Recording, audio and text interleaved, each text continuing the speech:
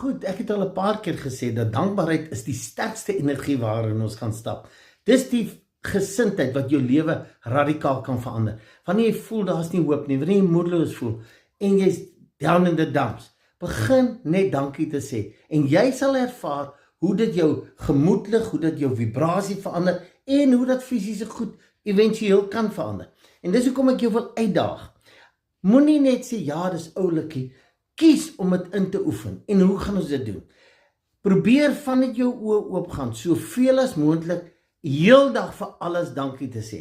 Dankie vir die bed, dankie vir 'n tandeborsel, dankie vir 'n kat, dankie dat ons lekker paai eet, dankie dat ek klere het. En dit gaan nie soseer oor die tandeborsel, oor die klere nie, want ons is dankbaar daarvoor. Maar dit gaan daaroor dat jy inoefen om jou in die regte frekwensie te sit, die positiewe frekwensie. En hoe meer jy daarin kan funksioneer, hoe meer kan positiewe goed in jou lewe gebeur. Kies daarvoor.